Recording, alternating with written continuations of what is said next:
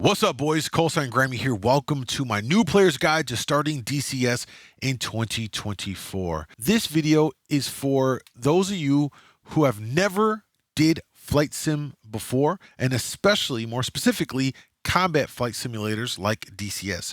And this is also for those of you that are doing flight simulation, but maybe in other areas like Microsoft Flight Simulator. Maybe you do more arcade style flying games like Ace Combat or War Thunder, and you're looking at getting into DCS. You want to take your flight sim experience not only to a more advanced level, but also into like the combat side of flight simulation here. And DCS, hands down, is my absolute favorite. It's an exciting time to be a DCS player as they have been innovating over the last, at least I've been in the community now for going on 2.5, 3 years.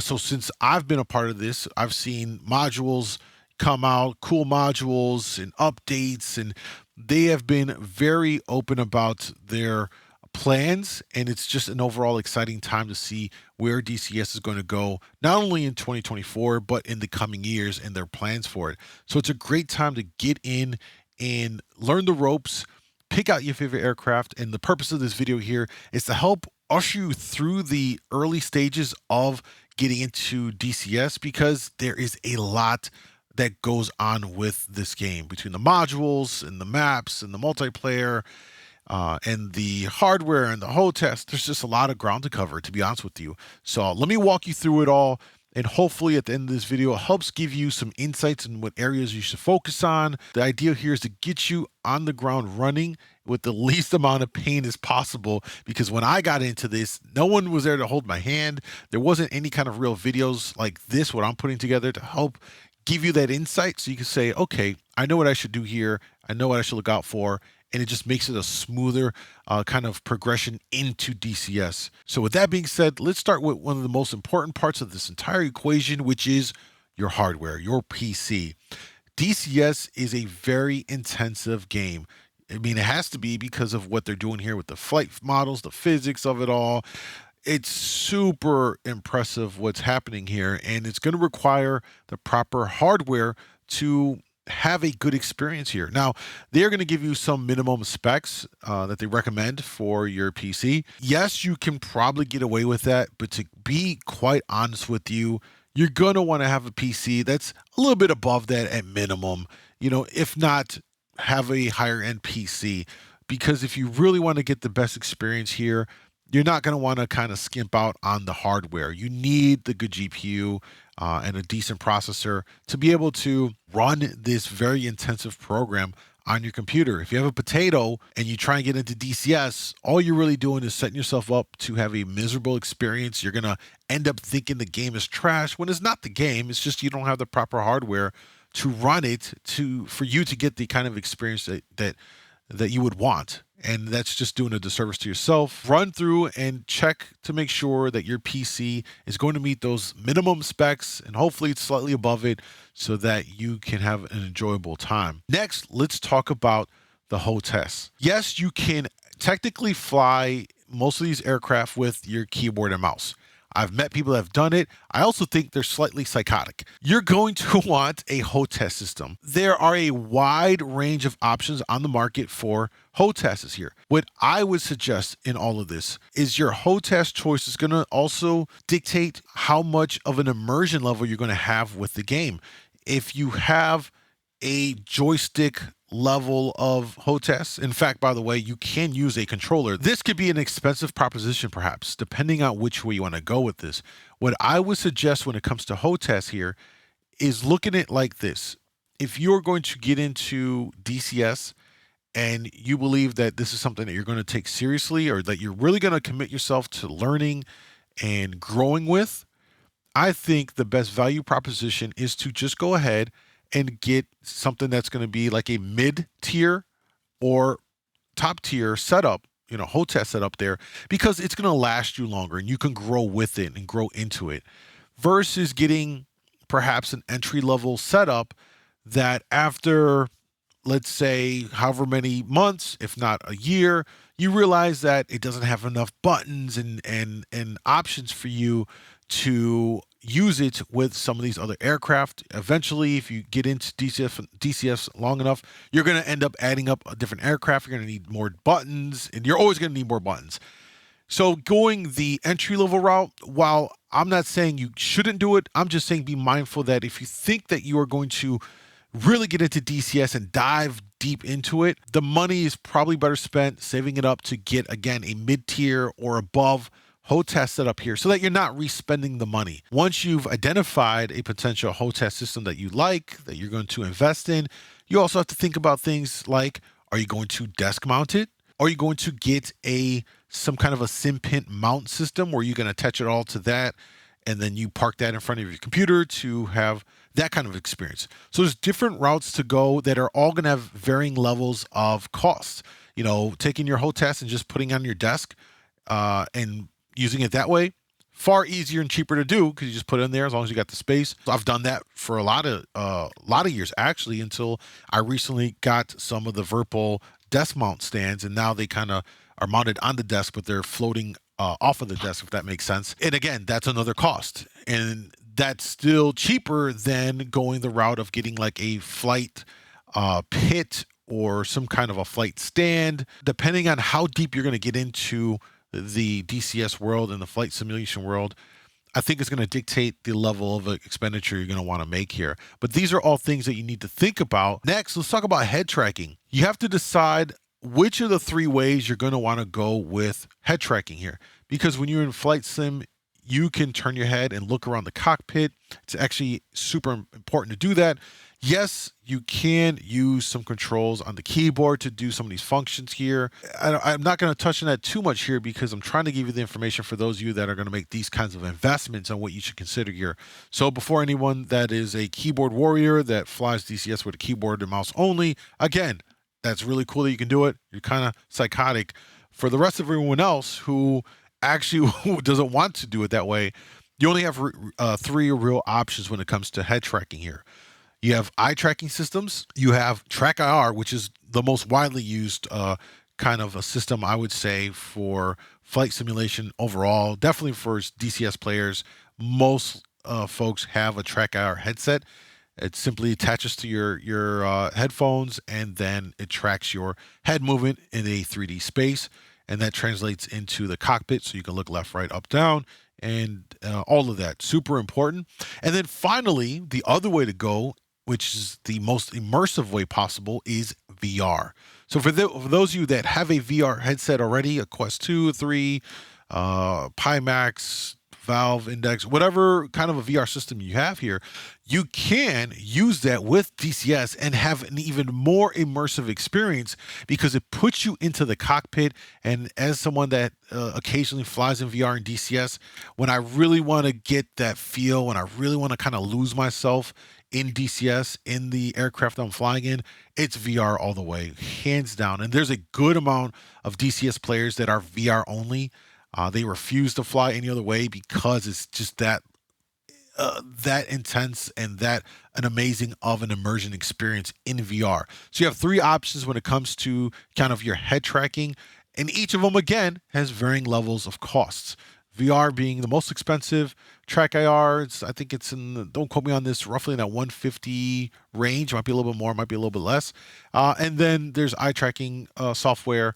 And I'm not super familiar with what that is. The cost might be similar to TrackIR, but it might be a little bit less as well. So again, you're gonna have to choose here on what kind of a head tracking system you're gonna want to go with. Next, let's talk about one of the first important parts of this whole experience for DCS outside of the hardware components. Now we're talking about the actual game, and that is going to be choosing your first aircraft. There are so many options to choose from in DCS here. We'll even take a look. We'll go to the module here, and we'll go to modules, and you'll see here on the screen, you've got the DCS Flaming Cliffs 3, which are their non-high fidelity aircraft that just allows you to get in there and fly with various aircraft. You don't have all the buttons or pushable or anything like that. It's just a very stripped down core base level of aircraft. But then you go down here and you've got the F-14. You got the old school aircraft like the P-51D Mustang. You've got the Black Shark 3 helicopter. And again, you could just scroll through here and you can just see all of the different options for aircraft. And this can be very daunting for someone to decide on, like, where do I start? What do I choose? This aircraft's cool. This aircraft's cool. I don't know. You can really get analysis paralysis here in trying to decide on, like, what aircraft do I want to go with? Where do I start? How do I begin my DCS journey? And to be quite honest with you, I am of the belief that picking your first aircraft is very important. It's going to dictate how you feel and your experience with DCS, and it could potentially be the reason why you get hooked fully, or it could be the reason that you get away from the game because you just found it to be too overwhelming and too frustrating, and it leads to a kind of bad taste in your mouth here. Now, I'll be working on a separate video that's going to cover my kind of top picks for starting aircraft in DCS. So if you want to catch that video for those details, make sure you subscribe to the channel. Now, when you get into DCS, once you pick your aircraft here, a couple of things you need to know about. Please do not expect just to hop in and be a Top Gun pilot. This is not like an Ace Combat game or any other kind of a flight simulation game. This is a very unique combat simulator that strives to be as authentic to the aircraft and the physics and the weapon systems as possible with the current technology that they have here. So you're going to have to put in time to learn the aircraft before you even get remotely proficient to even do air-to-air in a PvP server with someone else. You're gonna get smoked. So don't think you can get right in there and just, be good. It's not. You're gonna suck. It's gonna be painful, but you have to realize that you are learning. Focus on learning the aircraft. You're gonna make mistakes. You're gonna crash. You're gonna try to fire on a target. It's not gonna happen. You're gonna be wondering what you did wrong. That is part of the process. Do not get overly frustrated. And don't give up, because a lot of the times it's something small that you missed in the steps that led to that mishap or that misfire or something didn't come off the rails. You kind of get the point here. Now, when you pick a full fidelity model aircraft here, you are literally picking a aircraft that you have to learn everything about top to bottom. This means you need to be reading the manuals for it. Chuck's Guide is a wonderful resource for the guides on a lot of these aircraft. And you're going to be spending a tremendous amount of time on YouTube videos like this one and some of the other DCS creators that have very insightful tutorials and guides on how to fly each of the various aircrafts, their weapons and radar systems, how to use them. You get the point. You're going to be spending a lot of time learning. So be prepared to learn. This is not something that you can just jump in, load into the map, and then just be proficient in. You're just not going to have a good experience here, and you're doing yourself a disservice if you approach DCS in that way. So be prepared to read through the manuals. You are literally learning a real aircraft. That's what I find exciting about this, is that, me sitting down reading the manual for, let's say, the Apache when I first learned it, going through all the intricacies of it, you get an appreciation for the aircraft. And then even more so is when you read the manuals, you watch a couple of videos, learning some of the aspects of it all.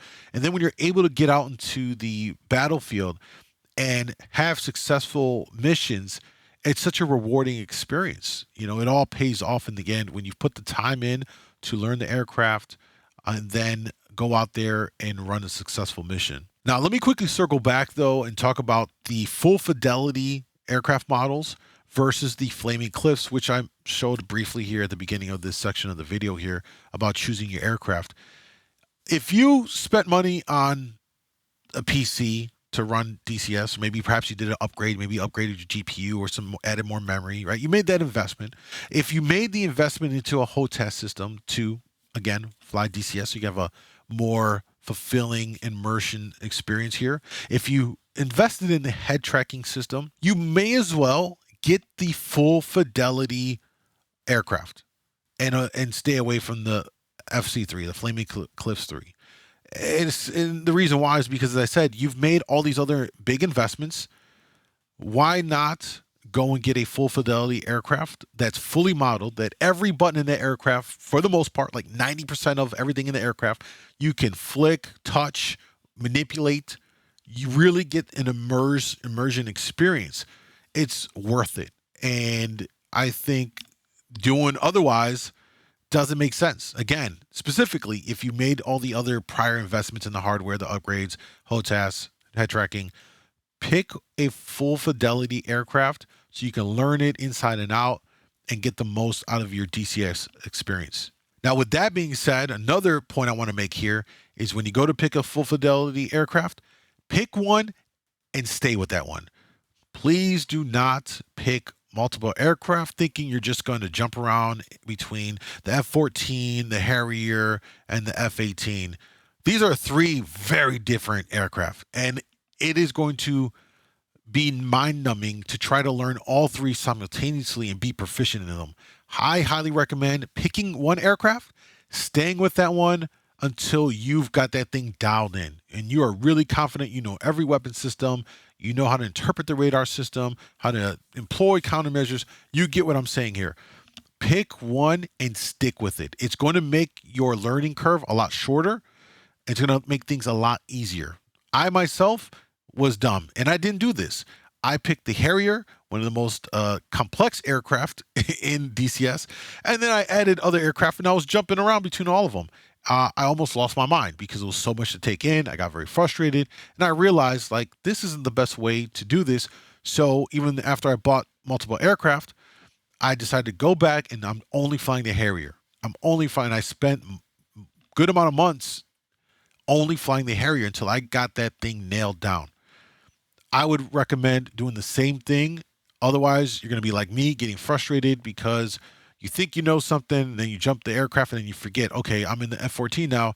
How do I do this sequence? How do I do the startup? Was I supposed to do this? It's just frustrating, and you end up wasting more time than anything instead of doing the fun stuff in DCS. Finally, when you're choosing your aircraft, you need to think about which of the two paths do you want to go. Do you want to go the jet route, or do you want to go the helo route? Two paths, two different things. What I will say, though, to some extent, choosing one over the other is going to give you a vastly different experience here. What do I mean by that? Well, if you're picking a jet, more times than not, you're going to be flying at a high altitude, high elevation. You're going to be in the sky. The ground down below you is going to be, pretty small for the most part. Yeah, sure, you can fly low to the ground. But in most cases, you're going to be flying 5, 10, 15, 20, 30,000 feet up in the air. So everything on the ground is pretty small. Whereas in a helicopter, you're flying low to the deck, which means your experience is much different because you're seeing all of the world. And it's pretty cool. I enjoy both of them, to be quite honest with you. But take that into account on what do you want to experience, because there's a lot of beautiful maps. There's really cool stuff they got in these maps. When you're in a helo, you get to experience more of that because you're closer to the ground for your operations. You get to see all of the buildings, the textures, the forestry, the snow, whatever the case may be that's happening on each of these different maps. You get to see a lot of that more. And I always really, really enjoy that because you get to enjoy the work that they're putting into these maps versus when you're in a jet, you're up in the air, you're more focused on like the clouds and how that looks and everything. You're not often getting to see the map in this low ground outside of maybe perhaps landing and taking off. Maybe you're doing a dive on a bombing run. But for the most case, you're up in the air pretty high. And so think about what kind of experience do you want? Do you want to, experience the map and be low to the ground and in a helicopter, or you don't mind, you want to be up in the sky, flying really, really high, doing some, beyond visual range, combat. So one or two ways. Neither one is right or wrong. It's just a preference on what you would like to do to start off. But certainly pick one and then run with it. Next, let's talk about practice, practice, practice. One of the biggest things that I can say that is going to help you to prevent you from losing your mind, getting frustrated, and quitting DCS and walking away from it is to practice. Do not jump into missions or specifically multiplayer missions at first. you're going to go into a multiplayer server, you're going to get your butt kicked, especially if there's PvP involved, okay? You want to stay away from this. You want to actually just practice on the mechanics of the aircraft that you are learning. Otherwise, you're likely going to have a bad experience, get frustrated, probably going to give up.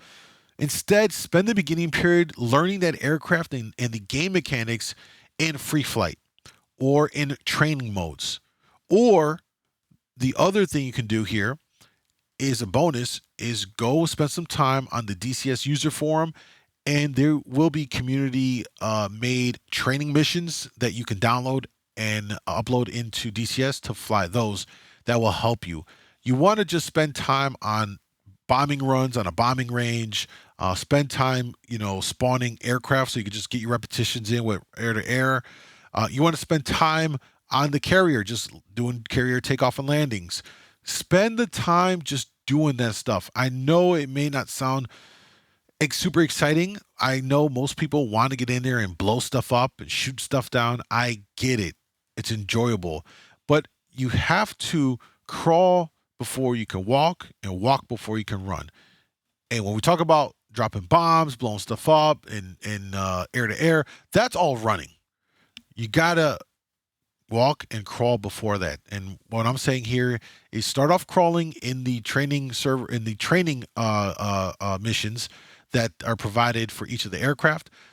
Find some that are in the user files that are made by community members that are meant to train you, and just spend time in there by yourself, or maybe a friend can join you, and just get your repetitions in on that aircraft over and over and over until you are proficient. Now, let's talk about maps, because there's quite a few maps available for DCS, with more coming in 2024, which is very, very exciting. Here's what I want to say about maps when you're first starting off here is just stick with and start with the free one that you get, which is the Caucasus map to start. It's free. It's widely used. When you do step into multiplayer, there's no shortage of multiplayer maps on the Caucasus map. It's the most optimized out of all of them. It's just been around for a long time. So that one's probably going to be your best bet to just focus on flying on that one. It also isn't going to cost you any additional money. Now, that being said, once you know you're hooked on DCS and are going to be seeking an insane amount of your time flying, then it's going to be beneficial to look at additional maps. Here you can see on DCS's website here in their shop, you've got a variety of different maps here for a variety of different costs. You got the Sinai map, Normandy 2.0, South Atlantic, Syria, which is a very popular one, the Channel map, Persian Gulf, Normandy, Nevada, and they're going to be adding more in 2024. There's a lot of great options to choose from here. Now, while Caucasus may be the #1 map most used and flown because it's free and it's been around, and I said it's most optimized, if you're looking to add to your map collection here, there's no doubt in my belief that Syria is going to be the next most popular map available, and it's widely used. A lot of servers use it. A lot of people prefer it and believe that it's a little bit more optimized than PG or the Persian Gulf, which is this map right here. I also love Persian Gulf as well. In fact, if I were going to have 3 maps, my 3 maps would be Caucasus, Syria, and Persian Gulf at this time.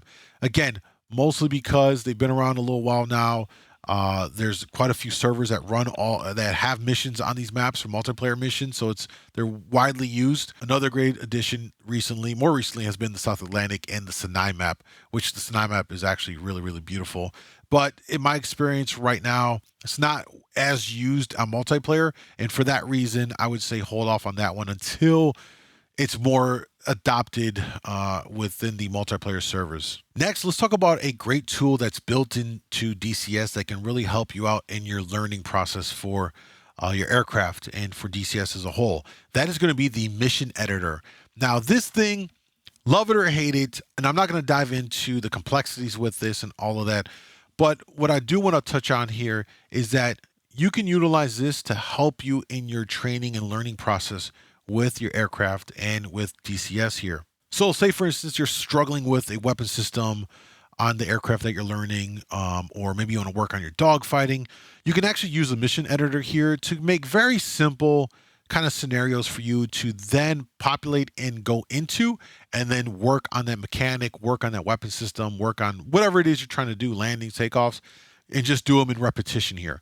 So for example, here I have pulled up, this is one map that I created that I use for when I'm doing tutorial videos. You know, I've got bombing ranges here, static bombing ranges, gun ranges here. So if I want to, you know, test some guns out, or if I'm trying to do a video on a certain new thing that was added to an aircraft, I do it there. I also have occupied towns that are populated with real enemies that can shoot back. So if I want to test something in, or a tactic, whatever, got that here. You can kind of create whatever it is you want to create. You can do it, I would say, very simply. You don't need to get too complex with this, because you're just doing it to help yourself here. Because when you keep doing things repetitively, it's going to help to build that muscle memory, which is going to make you a better pilot. Next, let's talk about the mods available for DCS, because there's no shortage of them. DCS is a great modding community. I mean, between liveries, aircrafts, missions, and other productivity apps that make things and the quality of life of your experience in DCS a lot better, there's a lot to choose from. And all of it is going to enhance your overall game experience here in DCS. Now, the primary source for a lot of these is going to be found on the DCS user forums. So here we are back on DCS's website. Where do you find this at? Pretty simple. On the homepage here, you're going to go to downloads, you're going to go to user files. Once you're here, now you can scrub through this, and there's numerous pages, you know, over 2,000 pages worth of mods. Now, be mindful that not all of these are going to be compatible. You have to double check to make sure that the whatever it is you're looking to download is compatible with the most current version of DCS before you do that. Otherwise, some of these are outdated and won't work with the current version of DCS. Speaking of which, I should point this out as well, is that if you're getting into DCS here, it's important that you know that you're going to want to get DCS from DCS itself, and I would steer away from getting it via Steam. Simply put, when you utilize DCS through their website and you get it from them directly in the installer, it allows you to trial different aircraft for up to 2 weeks, something that you can't do on the Steam client version of it all. Not only that, it just seems to run a little bit better from my experience. The other thing you're going to want to know here is that you're going to want to always use the DCS open beta version of the game, not the stable. Don't ask me why. As long as I've been a part of the community, that's just how it's been. Everyone runs the DCS open beta version of the game. Few people run the stable release, current stable release. And just kind of quickly glancing through this, you'll see here, it's a perfect example what you're going to find on here. You'll have liveries that people will make and will share for you to download. You'll have missions. You'll have people that will make and share their HOTAS bindings for a specific aircraft, for a specific HOTAS setup. So you can really shorten that learning curve by spending time in the user files here, finding that stuff, especially when it comes to the HOTAS key bindings. And there are also some really good Stream Deck aircraft profiles that you can put onto your Stream Deck to use it as like a control panel, if you will. So if you have a Stream Deck, go look for them, download them, and then it'll make your life a little bit easier having additional buttons and things that you could run from your Stream Deck. Super cool. So spend some time on here, and just again, make sure that it is going to be a module or a livery or a whatever it is going to be that is capable of running on the current version of DCS open beta. You'll see here, this one says any version, which means this is just a skin or whatever it is, it's going to run regardless. Other ones you'll see here, DCS World 2.8.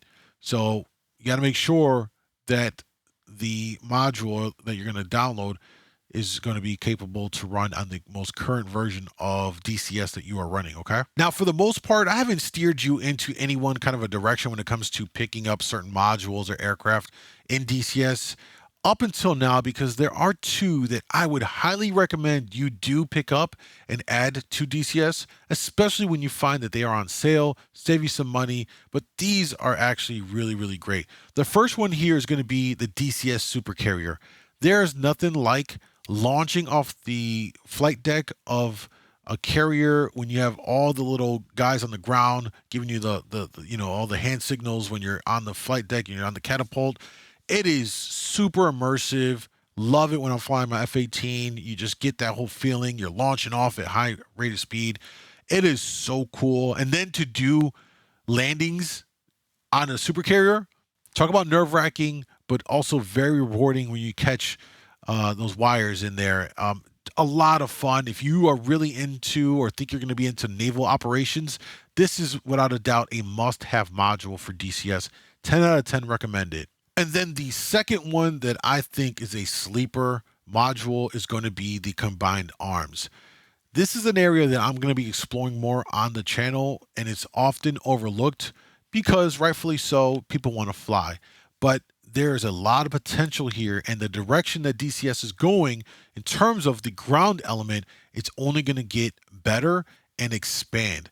Getting the combined arms allows you to add those ground units to your experience, and it also allows you to take control of certain units there to get really creative and do different things, which I hope to explore and share with you in some forthcoming videos this year on the channel. Definitely worth it. If you can get it on sale, grab it, add it, toy around with it. It's really cool and very much underutilized. The last thing I'm going to talk about here to recap all of this is that DCS truly is a very big financial commitment. When we recapped everything we talked about, from the hardware, the HOTAS, the head tracking, the modules themselves are, $50, $60, $70. It kind of depends. You can get them on sale, and I would always recommend buying your modules when they are on sale throughout the year. DCS does offer sales over the holidays and certain times of the year. So take advantage of it. Save up some money. When you see the sale, save you some, buy the aircraft at that point, is what I would recommend. So despite the big financial commitment, quite honestly, you will have endless hours of fun in DCS. It is very easy to sit here, and next thing I know, it's been 8 hours later, and I'm like, what happened to my day? Because I just ended up flying, having amazing missions, changing maps. Okay, I want to switch this aircraft.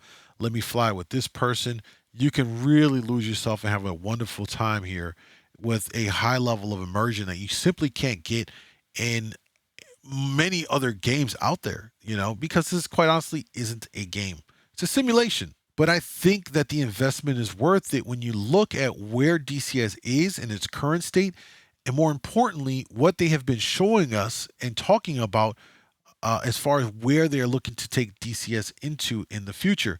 We've seen this in the DCS 2024 and beyond video that more recently came out this year. We've seen Wags talk on the podcast. I forgot the pilot's name. Is it Grumpy? Somebody help me out in the comments below. The Mover podcast. They've talked about what they're looking to do. They've been sprinkling the breadcrumbs out there, if you're listening very, very carefully, about where they're looking to take DCS. And I'll give you the TLDR with what essentially they're going at here. Is they're looking to take DCS from being just simply a combat flight simulator into a complete combat simulator. They're going to expand on the ground element. You're going to be able to control ground units to the level of controlling an individual soldier. Or for those of you that want to replicate certain historical battles and fly them and put yourself in the shoes of a certain pilot or a certain tank unit that went through the Gulf War or this conflict, you're going to be able to do that. I mean, with the maps that are coming out with Iraq, the Kola Peninsula, and so many more. We're expecting a Vietnam map at some point. We've got more aircraft that are coming out. It's just going to be a wonderful, wonderful experience here that really will be justified in the expenses that it takes to get into this, because again, it's going to hit your pockets, but I think it's well worth it. So hopefully you found this information of value for those of you that are looking to get into DCS. Maybe you're coming over from another flight sim style kind of a game, or you've never done flight sim, but this has caught your eye. You're curious about it. Well, I've laid it out for you on kind of a broad overview of what to think about, what you need to know about, and then how you should get into it in a way that I think will be the easiest for you so that you can have the best experience possible with DCS. Hopefully you guys found this video of value. If you did, let me know down below. If you have any questions, I'd be happy to answer them. Just leave a comment down below and I'll respond back to those. Thank you guys for watching. Have a great time with DCS. Callsign Grimey out.